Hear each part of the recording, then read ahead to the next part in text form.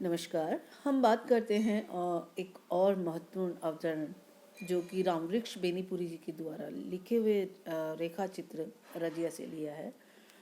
ये अवतरण है, उसकी दोनों पतोहें उसे सहारा देकर आंगन में ले आई। रजिया, हाँ, मेरे सामने रजिया खड़ी थी, दुबली पतली, रूखी सूखी। किंतु जब नज़दीक आकर उसने मालिक सलाम कहा, उसके चेहरे से एक क्षण के लिए झुर्रियाँ कहाँ चली गई जिन्होंने उसके चेहरे को मकर जाल सा बना रखा था। मैंने देखा उसका चेहरा अचानक बिजली के बल्ब की तरह चमक उठा, और चमक उठी वे नीली आंखें जो कटोरों में धंस गई थी, और अरे चमक उठी हैं आज फिर वे चांदनी चांदी की बालियां।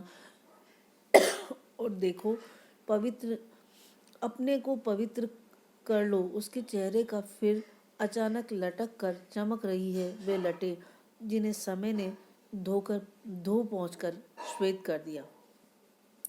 इसमें लेखक ये कहना चाहते हैं कि जब वो एक लंबे समय के बाद में रजिया को मिलते हैं तो उनको पहचानने में तनिक भी समय नहीं लगता है, क्योंकि वो उससे मिलने के लिए गए और उन्होंने एक लंबे अरसे के बाद में उससे देखा। तो वो जो यौवन अवस्था में जैसी उनको दिखती थी, वो एक आकर्षक छवि उस रजिया को देखने के उपरांत भी उनके अंदर महसूस हुई। तो अब हम इसका प्रसंग बताना चाहेंगे, तो हम प्रारंभ करते हैं। इसके लिए हमें लिखना है इसमें कि यह अवतरण रामवृक्ष बेनीपुरी द्वारा रचित रजिया शीर्षक रेखा चित्र से लिया है। लेखक चुनाव के कारण रजिया के गांव गया हुआ था। वहाँ उसे रजिया की बीमारी का पता चला और वह रजिया की पहले की जो खोई हुई यादें थी, पूर्व की जो स्मृतियों में जो खोया हुआ था, उससे मिलने उसके घर गया।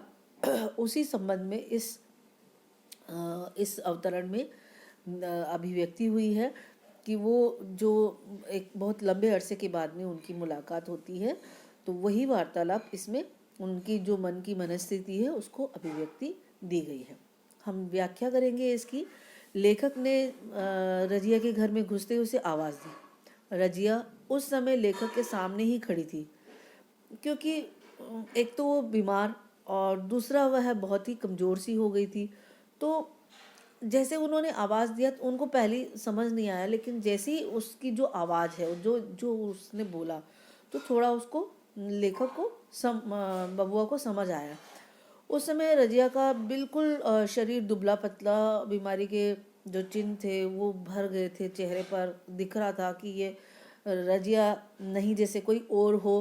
तो नज़दीक आकर जब रजिया ने लेखक से सलाम किया, तब पता नहीं उसके चेहरे पर से जितने भी बीमारी के लक्षण थे, जो निशानियां थी, जो मतलब पता लग रहा था कि जीर्ण शीर्ण सी हो गई है, तो वो सारे बीमारी के लक्षण अचानक ही जैसे गायब से हो गए। कहने का मतलब ये है कि लेखक को देखकर रजिया का चेहरा खिल गया और उसकी जो नीली आंखें थी उनमें भी चमक आ गई थी, जो कि वास्तव में उम्र के साथ एक कटोरे में धंसी हुई थी।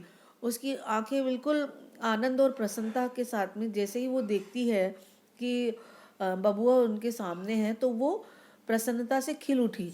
और उस समय उसके कानों में जो बालियां थी वो भी पहले की भांति ही लटक कर उसकी सुंदरता को और भी बढ़ा रही थी। और उसके चेहरे की सुंदरता में को बढ़ाने के साथ ही उसके चेहरे पर लटकने वाली जो लटें थी, वो भी जैसे समय के साथ में धो करके साफ करके और धो साफ कर दिया हो। कहने का मतलब ये है कि अवस्था विशेष के प्रभाव के कारण उसके बाल सफ़ेद तो ज़रूर हो गए थे, और जो सफ़ेदी को भी धारण कर कर लिया था उन्होंने। मतलब उनकी जो कलर था, काला जो रंग था, वो उम्र के साथ में बाल पक गए थे, बाल सफ़ेद हो गए थे। तो सफ़ेदी को धारण कर लटों के रूप में उसके चेहरे को एकदम जैसे शोभा, कांति दे रहे हों और ज़्यादा आकर्षक बना रहे हों। तो ऐसा जो व्यक्तित्व है उसका देखने को मिला बबुआ को। वो देख कर के अचंभित हो गए। उनको ये लगा कि ये आज इस अवस्था को प्राप्त हो गई जो कभी एक युवावस्था में बहुत ही आकर्षक लगा करती थी, लेकिन वो आकर्षण, जो मन का आकर्षण था, वो लेखक का कहीं गया नहीं था। उन्हें वो फिर से इस बीमारी के समय पर जो कि चेहरे की कांति देखने को नहीं थी, आँखों और डील डोल भी वो नहीं रहा था, वह आकर्षण तो नहीं रहा था, लेकिन जो मन का आकर्षण था वो यथावत बना हुआ था। तो इसी आकर्षण को जो लेखक है वो अनुभूत करता है, जिसकी बहुत ही सुंदर अभिव्यक्ति इस अवतरण में दी गई है। यदि हम बात करते हैं विशेष के बारे में कि इसमें क्या विशेषता है, क्या विशेष है इसमें, तो हम बता सकते हैं कि लेखक ने अपनी स्मृतियों में रजिया के जो उस समय का स्वरूप, जो वर्तमान स्वरूप का जहाँ चित्रण किया है, वहीं मिलन पर जो एक आनंद की जो मुखाकृति, एक चेहरे की चमक, एक प्रसन्नता, आनंद के साथ में जब हम कोई व्यक्ति आनंदित होता है तो वो बहुत खूबसूरत लगता है। तो इस मुखाकृति में परिवर्तन की ओर भी बहुत सुंदर उन्होंने एक संकेत किया है।